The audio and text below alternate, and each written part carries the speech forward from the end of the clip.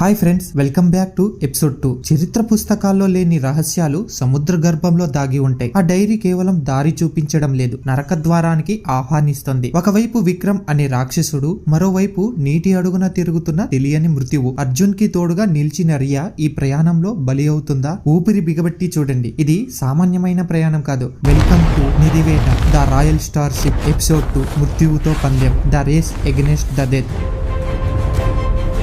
Episode ప్రారంభించే ముందు గత ఎపిసోడ్ లో ఏం జరిగిందో ఇప్పుడు తెలుసుకుందాం. 1947లో వందల మంది ప్రాణాలతో, టన్నుల కొద్ది బంగారంతో రాయల్ స్టార్ అనే ఓడ సముద్రంలో మాయమైపోయింది. అది ప్రమాదం కాదు, ఒక శాపం. 77 ఏళ్ల తర్వాత ఆ ఓడ కెప్టెన్ సూర్యం డైరీ, అతని మనవడు అర్జున్ కి దొరికింది. కానీ ఆ రహస్యం కోసం ఒక క్రూరమైన స్మగ్లర్ విక్రమ్ అర్జున్ ని చంపడానికి మనుషుల్ని పంపించాడు. ఒకవైపు ప్రాణం తీసే కిరాయి హంతకులు, మరోవైపు మింగేయడానికి సిద్ధంగా ఉన్న నల్లని సముద్రం. అర్జున్ దగ్గర ఆయుధం లేదు, కేవలం ఆ డైరీ తప్ప. బుల్లెట్ల వర్షం నుండి తప్పించుకోవడానికి అర్జున్ చీకటి సముద్రంలోకి దూకేశాడు. ఇప్పుడు అతని గమ్యం ఎక్కడ? ఆ డైరీలో ఉన్న రహస్యం ఏంటి? అసలు వేట ఇప్పుడే మొదలైంది. ఎపిసోడ్ ప్రారంభించే ముందు మీరు వెంటనే లైక్, షేర్, సబ్స్క్రైబ్ చేయండి. అలాగే మీ విలువైన అభిప్రాయాన్ని కామెంట్ రూపంలో రాయండి. ఇక కథ మొదలు పెడదాం. ఎవరైనా ఏ కథ విన్నరా? ప్రతి కథ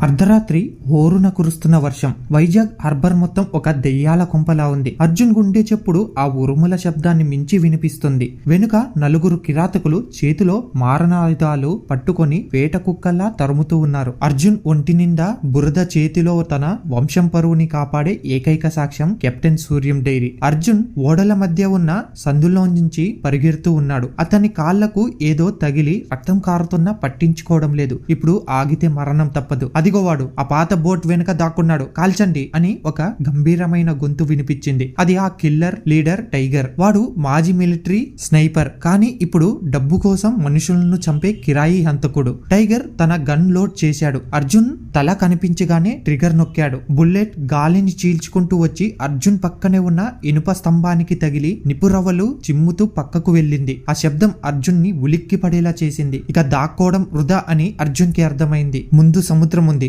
నల్లని భయంకరమైన సముద్రం. కానీ అర్జున్ కి అదే అమ్మఒడి. అతను ఒక్క క్షణం కూడా ఆలోచించకుండా ఊపిరి గట్టిగా పీల్చుకొని ఆ చీకటి నీళ్ళల్లోకి దూకేశాడు. నీళ్ళల్లోకి వెళ్ళగానే బయట ప్రపంచంలోని శబ్దాలన్నీ ఆగిపోయాయి, కేవలం నీటి గలగలలు తప్ప. అర్జున్ ఒక చేపలా ఈదడం మొదలు పెట్టాడు. అతను ఆక్సిజన్ లేకుండా 3 నిమిషాలు ఉండగలడు. పైన టార్చ్ లైట్ల వెలుగులు నీటి మీద పడుతూ ఉన్నాయి. బుల్లెట్లు నీటిని చీల్చుకొని లోపలికి వస్తూ ఉన్నాయి. కానీ నీటి సంద్రాల వల్ల అవి అర్జున్ ని తాకలేకపోయాయి. అర్జున్ నీటి అడుగున ఉన్న పడవల కింద నుండి ఈదుకుంటూ హార్బర్ కి అవతలి వైపు ఉన్న ఒక పాడుబడిన జెట్ వైపు వెళ్ళాడు. అక్కడ మురికి నీరు సముద్రంలో కలిసే చోట ఒక సిమెంట్ పైప్ లో దాక్కొని నెమ్మదిగా తల బయటకు పెట్టాడు. గాలి కోసం రోపుతూ తన షర్ట్ లోపల ఉన్న డైరీ తడిసిందేమో అని భయంగా చూశాడు. అదృష్టవశాత్తు ప్లాస్టిక్ కవర్ దాన్ని కాపాడింది. ఆ డైరీని గుండెలకు హత్తుకున్నాడు. ఇప్పుడు ఇంటికి వెళ్ళలేను, వాళ్ళు నా కోసం అక్కడ కాపలా ఉంటారు. నాకు ఇప్పుడు కావాల్సింది ఒక మనిషి సహాయం. ఈ డైరీలో ఉన్న కోడ్ భాషని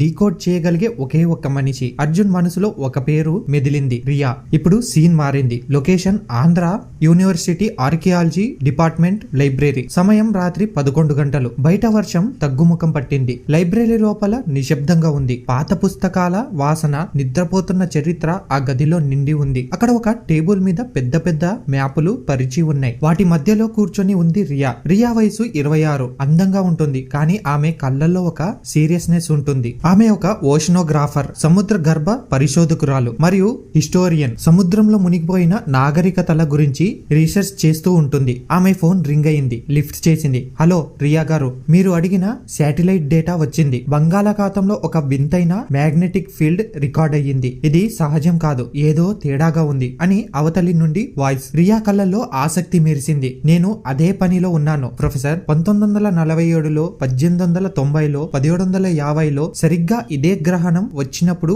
నౌకలు మాయమయ్యాయి. ఇది కేవలం కోఇన్సిడెన్స్ కాదు. అంతలో లైబ్రరీ వెనకల కిటికీ చప్పుడైంది. ఎవరో కిటికీ అద్దాలు పగలగొట్టి లోపలికి దూకారు. రియా ఉలిక్కిపడి చేతిలో ఉన్న పేపర్ వెయిట్ ని ఆయుధంగా పట్టుకుని అటువైపు తిరిగింది. ఎవరది? సెక్యూరిటీ అని అరవబోయింది. రియా అరవకు, నేనే. ఆ చీకట్లో నుంచి అర్జున్ ముందుకు వచ్చాడు. ఒంటి నిండా బురద, తడిచిపోయిన బట్టలు, చేతికి గాయంతం కారుతోంది. రియా షాక్ అయ్యింది. అర్జున్, నువ్వా? ఈ స్థితిలో ఇక్కడికి ఎందుకు వచ్చావు? మనం మాట్లాడకూడదని 2 ఏళ్ల క్రితమే డిసైడ్ అయ్యాం కదా. నాకు తెలుసు రియా, కానీ ఇది నా ఒక్కడి విషయం కాదు. ఇదిగో ఇది చూడు. అర్జున్ తన చొక్కాలో నుంచి ఆ పాత డైరీని తీసి టేబుల్ మీద పెట్టాడు. రియా ఆ డైరీని చూడగానే ఆమెలోని హిస్టోరియన్ నిద్రలేచింది. 70 ఏళ్ల నాటి బ్రిటిష్ రాయల్ నేవీ సీల్ ఉన్న డైరీ అది. ఆమె కోపంగా ఉన్న ఆ డైరీని ముట్టుకోకుండా ఉండలేకపోయింది. దాన్ని తెరిచింది. పేజీలు తిప్పుతుంటే ఆమె కళ్ళల్లో ఆశ్చర్యం. ఇది కెప్టెన్ సూర్యం డైరీ కదా? మీ ముతాత. ఇది నీకు ఎక్కడ దొరికింది? సముద్రం ఇచ్చింది రియా అని అన్నాడు అర్జున్. ఇందులో ఒక మ్యాప్ ఉంది, కానీ అది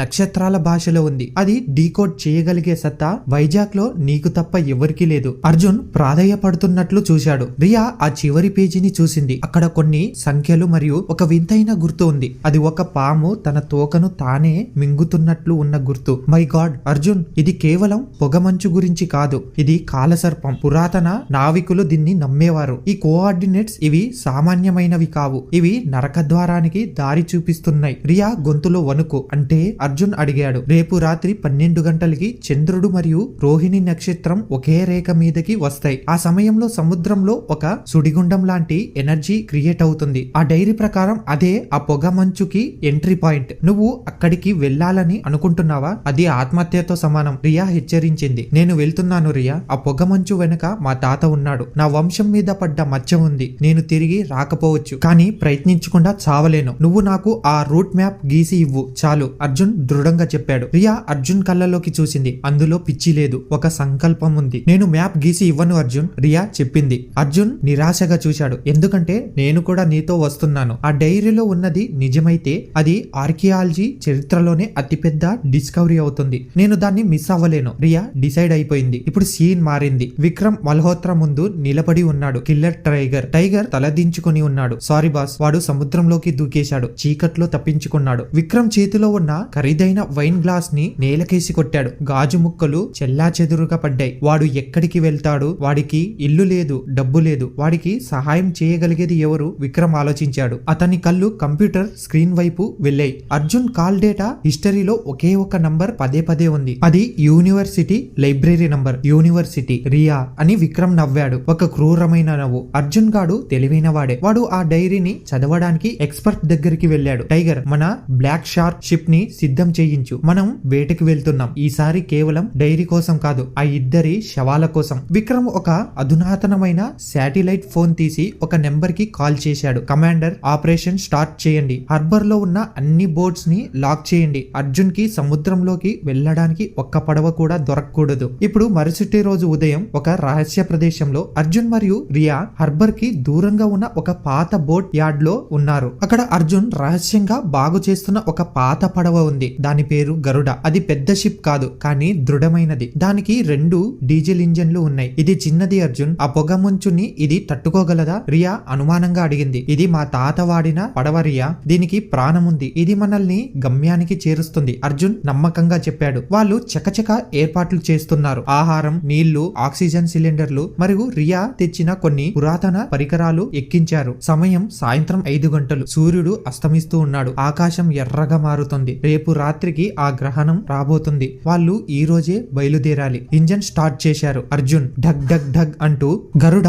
పడవ పొగ వదులుతూ కదిలింది. కానీ సరిగ్గా అప్పుడే హార్బర్ ఎంట్రన్స్ దగ్గర 3 స్పీడ్ బోట్లు కనిపించాయి. వాటిలో విక్రమ్ మనుషులు ఆయుధాలతో ఉన్నారు. అర్జున్ చూడు, రియా అరిచింది. అర్జున్ వెనక్కి చూశాడు. విక్రమ్ మనుషులు వీళ్లను చూసేశారు. పట్టుకోండి, వాళ్ళను సముద్రంలోకి వెళ్ళనివ్వద్దు, పేల్చేయండి అని మైక్ లో అనౌన్స్మెంట్ వినిపించింది. బుల్లెట్లు గరుడ పడవ వైపు దూసుకొచ్చాయి. అర్జున్ స్టీరింగ్ ని బలంగా తిప్పాడు. రియా కిందకి వంగు అని అరిచాడు. ఒక బుల్లెట్ పడవ రేలింగ్ కి తగిలి రియా ముఖం పక్క నుండి వెళ్ళింది. నువ్వు స్టీరింగ్ పట్టుకో అని అర్జున్ అరిచి పడవ వెనక వైపుకి వెళ్ళాడు. వెళ్ళాడు. అక్కడ ఒక పాత హార్పూన్ గన్ ఉంది. వేగంగా వస్తున్న విలన్ స్పీడ్ బోట్ వైపు గురి చూశాడు. శ్వాసని నియంత్రించుకున్నాడు. కళ్ళు మూసి తెరిచాడు. ట్రిగర్ నొక్కాడు. ఆ పెద్ద ఇనుప బాణం గాలిలో రివ్వున దూసుకెళ్లి ముందు వస్తున్న స్పీడ్ బోట్ డ్రైవర్ పక్కన ఉన్న డీజిల్ ట్యాంక్ కి తగిలింది. భారీ విస్ఫోటనం. ఆ స్పీడ్ బోట్ గాలిలో పేలిపోయింది. మంటలు ఎగిసిపడ్డాయి. ఆ మంటల వల్ల వెనక వస్తున్న మిగతా 2 బోట్లు